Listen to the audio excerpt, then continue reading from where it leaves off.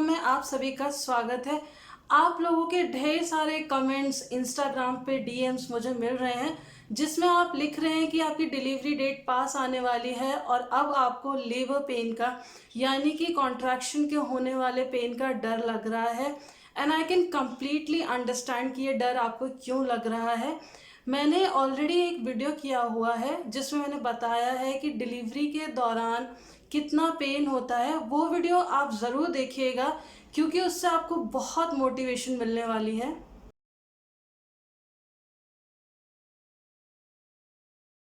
देखिए, अगर आपका सी सेक्शन पहले से ही प्लान होता है तो आपको इतने पेन से नहीं गुजरना पड़ता है। एपिड्यूरल लगाया जाता है जिसकी वजह से आपका जो लोअर बॉडी पार्ट है वो सुन्न हो जाता है और आपको पेन जो है वो मालूम नहीं चलता है। लेकिन अगर आपकी नॉर्मल डिलीवरी होती है और आप एपिड्यूरल को ऑप्ट नहीं करते हैं तो पेन होता है। अब ऐसा बिल्कुल नहीं है कि पेन नहीं होगा, लेकिन मैं आपके साथ कुछ ऐसी टिप्स शेयर कर रही हूँ जिन्हें अगर आप फॉलो करेंगे तो आपको लेबर के दौरान होने वाला जो पेन है वो ईज आउट हो जाएगा, यानी कि काफ़ी हद तक कम हो जाएगा। तो चलिए वीडियो में आगे बढ़ते हैं, लेकिन उससे पहले अगर आप मेरे चैनल को पहली बार देख रहे हैं तो इसे सब्सक्राइब ज़रूर करिएगा। और हाँ, अगर वीडियो पूरा देखने के बाद अच्छा लगे तो लाइक ज़रूर करें।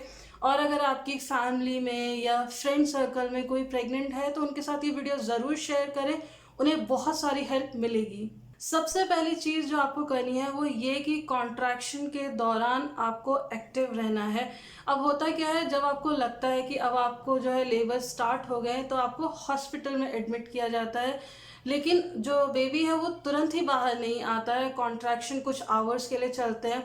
कुछ लकी लोग होते हैं जिनके लिए ड्यूरेशन कम रहता है, वहीं पर किसी किसी के लिए बहुत ज़्यादा पेनफुल होता है। आपको क्या करना है, इन कॉन्ट्रैक्शन के दौरान एक्टिव रहना है। आपको बता दूं, डिप चढ़ाई जाती है आपको, तो जैसे आप अपने बेड पर लेटे रहते हैं, आपको डिप चढ़ती है। आपको क्या करना है, बेड के ही अराउंड आप वॉक करते रहें, क्योंकि डिप लगी रहती है और वो इतना होता है कि आप अपने बेड के अराउंड एटलीस्ट वॉक कर सकते हैं। तो वो आप करें, वॉक करें। हिम्मत बिल्कुल भी नहीं हारे कि आपके कॉन्ट्रैक्शन स्टार्ट हो गए हैं तो आप बेड पर लेटे हुए हैं एंड सिर्फ आप रो रहे हैं। नहीं, आपको अपने लेबर के दौरान बहुत हिम्मत दिखानी है। एक्टिव रहें, आप लोगों से बात करें, क्योंकि आपके पास कोई ना कोई तो ज़रूर होगा। उनसे आप बात करें, आपके मन में जो चीज़ आ रही है वो आप करें। घबराएं बिल्कुल भी नहीं, क्योंकि अगर आप घबराओगे तो ऑब्वियस सी बात है आपकी हिम्मत टूट जाएगी और आपको और ज़्यादा फील होने लगेगा कि मुझे पेन हो रहा है। आप वॉक करते रहें, क्योंकि वॉक करने से जो है बेबी इजीली बाहर आ जाता है।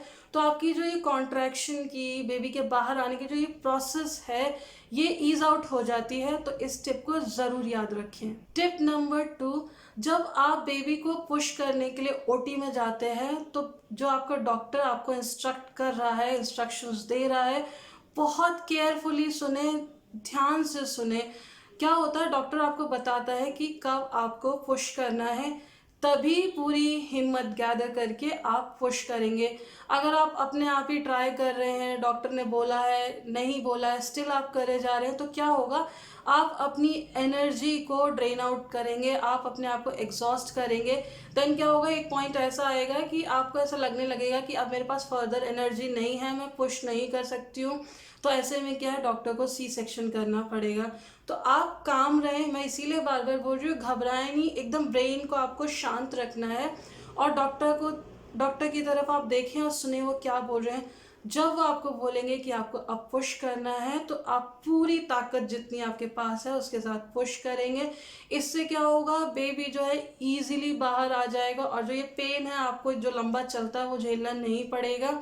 अदरवाइज क्या है, अगर आप नहीं सुनोगे, आप घबराओगे, तो क्या है, आप अपने हिसाब से काम करोगे तो ये जो बेबी को पुश करने का प्रोसेस है ये लंबा हो जाएगा और नो डाउट आपको और ज़्यादा पेन से गुजरना पड़ेगा। तो याद रखिए, आपको काम रहना है और बेबी के लिए जो डॉक्टर इंस्ट्रक्शन दे रहा है पुश करने के लिए वो ध्यान से सुनना है। थर्ड चीज़ ये है कि आपको अपने कॉन्ट्रैक्शन के दौरान डीप ब्रेथ लेनी है इस तरीके से। आपको माउथ से जो है ब्रेथ नहीं लेनी है, वो भी मैं आपको बताऊंगी कि आपको क्यों नहीं करना होता। लेकिन अब क्या है, समर है, गर्मियों में बहुत ज़्यादा घबराहट होती है और डिलीवरी के दौरान वैसे भी, क्योंकि ऑलरेडी इतना सारा पेन हो रहा होता है और आपको जो है ना सांस लेने में तकलीफ हो रही होती है, तो ऐसे में आप क्या करेंगे, डीप ब्रेथ लेंगे, लंबी लंबी सांसें लेंगे।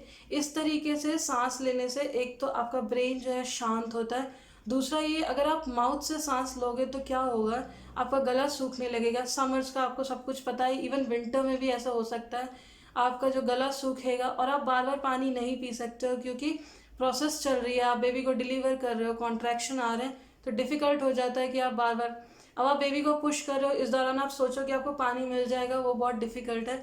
इसीलिए आपको क्या करना है, डीप ब्रेथ लेनी है। इससे जो आपके पेन की जो पूरी प्रोसेस है वो ईज आउट हो जाएगी। फोर्थ चीज़ जो आपको करनी है वो ये, क्योंकि कॉन्ट्रैक्शन स्टार्ट हो रहे हैं, पेन होता है, एक्सट्रीम पेन होगा, उस केस में आपको आवाज़ निकाल के नहीं रोना है। क्योंकि जब आप आवाज़ निकाल के ज़ोर से रोते हो तो आपकी स्ट्रेंथ ख़त्म होने लगती है, और साथ ही साथ क्या होगा, जो आपके आसपास के लोग हैं, स्पेशली आपकी मदर हुई, हस्बैंड हुए, मदर इन लॉ हुए, ये लोग भी पैनिक कर जाते हैं। तो बहुत ज़्यादा चीज़ें जो है मैसी होने लगती है, घबराने लगते हैं, आप खुद घबराओगे। तो आपको क्या करना है, अगर जब आपको कॉन्ट्रैक्शन उठते हैं तो आप क्या करें, टाइटली किसी चीज़ को होल्ड कर ले रादर देन आवाज़ निकाल के रोने के। वो आपका बेड का, कई बार जो मेटल वाले बेड होते हैं हॉस्पिटल में, उनमें बार्स होते हैं, उसको आप पकड़ सकते हैं, या फिर आप किसी का, चाहे वो हस्बैंड हो, मदर हो, किसी का भी आप हाथ जो है स्ट्रांगली पकड़ लें। आपको पेन को जो है आप उस तरीके से बेयर करें, ना कि आवाज़ निकाल के। आवाज़ निकालने का मैंने आपको बता दिया, एक तो आप खुद पैनिक करोगे, आपका दिमाग जो है डाइवर्ट हो जाएगा, रादर देन बेबी को पुश करने के लिए, उस चीज़ पर फोकस करने के लिए आपका ब्रेन अपने आप ऑटोमेटिकली सोचने लगेगा कि आपको पेन हो रहा है, अब क्या होगा, फर्दर चीज़ें, तो आप पैनिक करोगे, साथ ही साथ आपके आसपास के लोग भी पैनिक करेंगे। तो याद रखिए, कॉन्ट्रैक्शन के दौरान आपको आवाज़ निकाल के नहीं रोना है। अगेन, आवाज़ निकालने से क्या है, आप माउथ से सांस लेने लगते हो, गला सूखेगा, आपको खांसी उठेगी, देन अगेन आपके लिए बहुत सारी चीज़ें डिफ़िकल्ट हो जाएंगी। तो आप बिल्कुल भी अपने पेन के दौरान आवाज़ निकाल के ना रोएं। टिप नंबर 5, आपको जब कॉन्ट्रैक्शन आ रहे होते हैं, आप हॉस्पिटल में एडमिट हो जाते हैं, तो अगर आपके लिए पॉसिबल हो तो ल्यूक वार्म वाटर से आप बाथ लें। क्योंकि क्या होता है, पेन की वजह से आपकी मसल्स टाइट होने लग जाती है, स्टमक की, बैक, आपके हैंड्स, लेग्स, सब चीज़ ऐसे लगते हैं बहुत ज़्यादा टाइट हो रहे हैं। फिर क्या होता है, आपकी बॉडी काम करना ऐसा लगता है बंद करी है। तो इस केस में आप क्या करें, अगर आपके जो हॉस्पिटल है, आपके रूम में अवेलेबिलिटी है, तो आप ल्यूक वार्म वाटर से बाथ लें। इससे क्या होगा, एक तो आपकी बॉडी जो है रिलैक्स हो जाएगी, क्योंकि गर्म पानी से नहाने से मसल्स ढीली हो जाती है। दूसरा क्या है, आप रिफ्रेश फील करोगे, और एक चीज़ और आप नोटिस करोगे कि जो दर्द होता है उसमें भी आपको आराम मिलता है। तो मेक श्योर कि आपके पास अगर ऑप्शन है तो हल्के गर्म पानी से आप बाथ लें।